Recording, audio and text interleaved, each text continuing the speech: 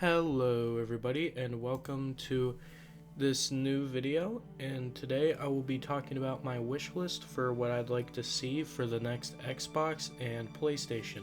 Currently I'm assuming that the next Xbox and PlayStation are probably going to be shown off here next week with the summer presentations going on, so I'm wanting to put this video out right now beforehand and see what might happen next week if it does happen, because as far as I know, the newest news is that they're supposed to be releasing 2027 or 2028 at the latest, so we'll see with all that, because the electronics department is very inconsistent right now, considering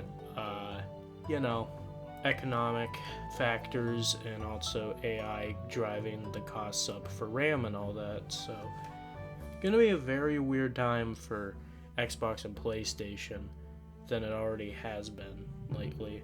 So keep this in mind. I'm not very well versed in the PlayStation ecosystem. I've always been an Xbox user, so I'm not very in the know with the issues and good things about PlayStation 5. I mean, I've played it before, but I only have played 2 games so far, being Detroit Become Human, which was a PlayStation 4 game in the first place, and Spider-Man 2. So keep that in mind, that I am much more in the know about the various issues with Xbox rather than the issues of PlayStation, and vice versa with the good parts of Xbox and PlayStation. So to get this started, I want to start with the more achievable side of things, so the things that I believe are likely to come with the next Xbox and PlayStation, or at least much more plausible than the other things that I have listed. So I'll start with Xbox, since that's what I know most. The only thing I have listed for this is having a more advanced controller, and by this I mean Xbox hasn't really had a good advancement with their controllers since ever, really. I mean, they've changed the shape and all that, and the general feel of the controllers, but especially with the transition between the Xbox One and the Series era consoles, the only thing they really changed with the Series X controller was how the triggers grip, and I think the thumbsticks have too, as well as adding a share button in the middle below the Xbox logo, which is nice, but I feel like PlayStation has by and large had a much better job, done a much better job with advancing the technology in their controllers for the better and worse. Like, I'd say the PlayStation 5 controller is my favorite controller I've ever used, and part of that is just because of the features it has. While I'm not a fan of the internal battery because of my various problems with it, mainly just if the battery goes bad, then your entire controller is pretty much bad, but other than that, it is a very nice feeling controller and has a bunch of different mechanics it has, like the speaker in it from the PlayStation 4 era, as well as haptic triggers, which is one thing I want from Xbox. I'd also like to see them add Hall effect joysticks to prevent stick drift, because I know a lot of people online have been saying that they've been having a lot of problems with their Elite controllers having stick drift, so it would be really nice to get that fixed with this next generation of consoles. And generally I'd also like to see motion controls be added, like with PlayStation and Nintendo.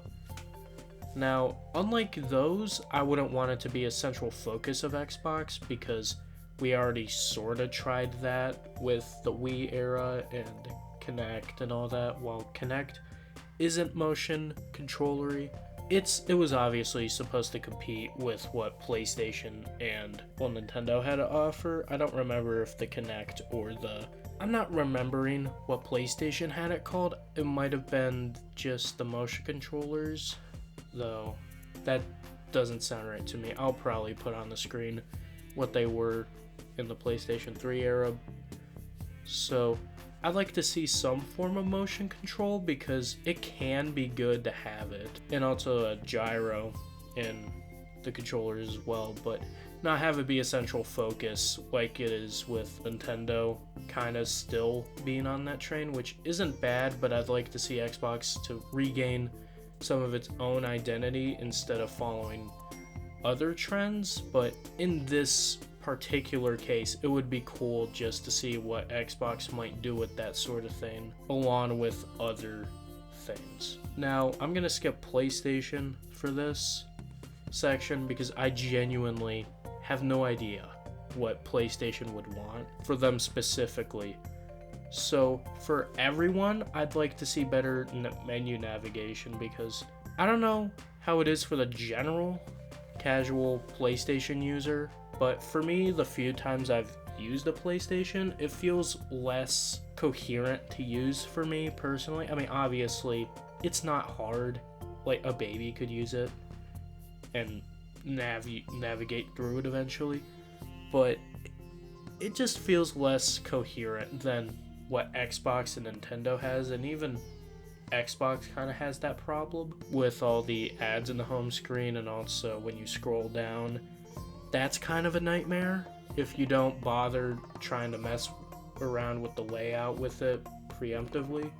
So I'd like to see just general menu navigation to be fixed up there. Now for this next section, this is the what I perceive to be unlikely for these next set of consoles, and what I would want to see changed, even though it's unlikely. I'm going to start with everybody in this section because that's just how I'm going to roll with it. Bring back backwards compatibility in a big way. Now, I know Xbox has proved that backwards compatibility is not a big deal to the average gamer.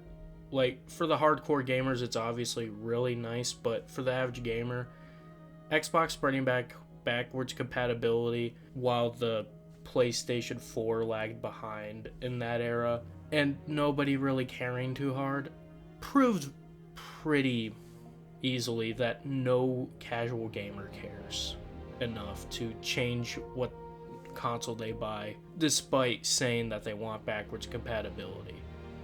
So while I would like to see like native backwards compatibility, it's not gonna happen.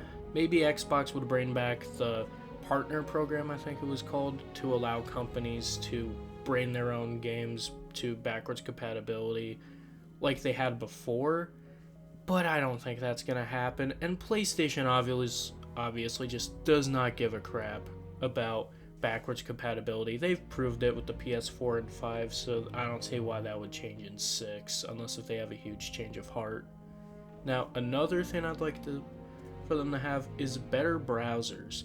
Now, I know a console is technically not supposed to be your general browser usage kind of thing, but it would still be really nice to at least have a browser in order to do things on, because as it is, like, Xbox has Edge, but it is not very usable with a controller. I mean, I know it would be hard to make it usable with a controller, but it would be nice if they did, and also have it just run better, because I don't know if it's because of the controller or not, but it just feels very sluggish to use compared to just using a mouse, and it just doesn't feel like it runs as well as it should.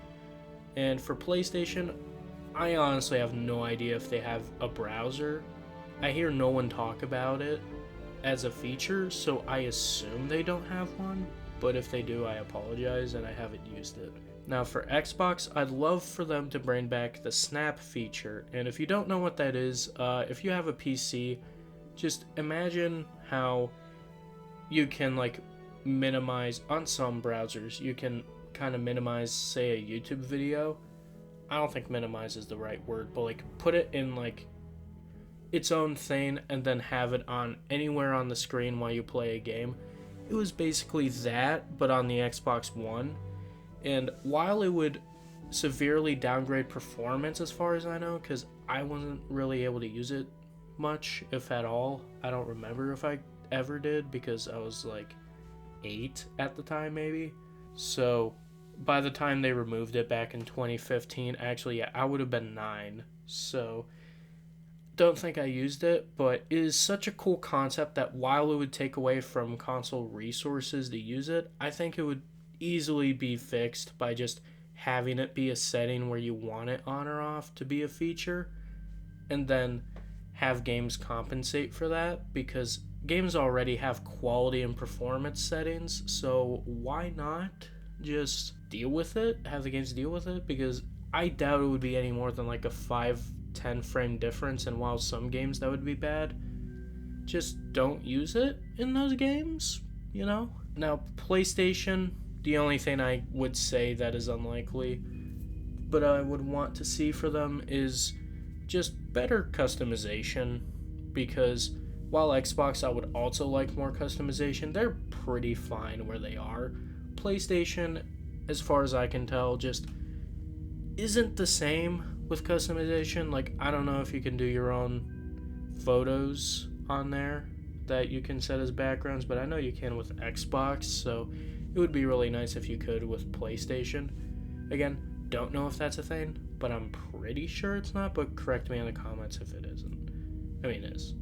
And I'm just stupid, because, you know, I have maybe like 20 hours on the PlayStation 5 at most, because I've only played 2 games.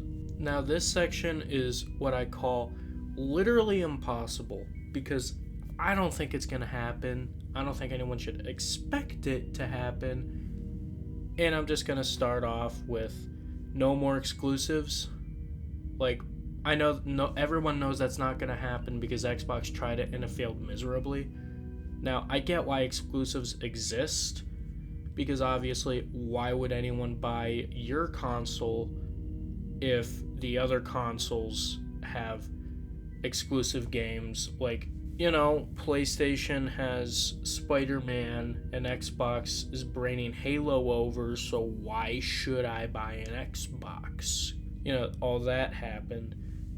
But, you know, it's just from a standpoint of I want everyone to play whatever games they want without having to buy another, at this point, like $1,000 console, because it's getting to that point where the next generation is probably going to be $1,000 on the offset, give or take. So it would just be nice for everyone to just be able to play every game possible, but I know that's just a pipe dream at this point in time, so hopefully it happens at some point where it doesn't matter what plastic box you own and you can just play any game from anything. But, you know, again, we'll see. And the second thing is affordable consoles. Yeah, that's just self-explanatory. That's not going to happen. Like, we all know it's not going to happen. It's just not possible. They already jacked up the PS5 and Xbox consoles to be like 700, 800-ish in America, let alone what it is worldwide. So, you know, we'll just have to see what happens, I suppose. But it's not gonna, they're not gonna be affordable. And that'll do it for this short but sweet video, I hope.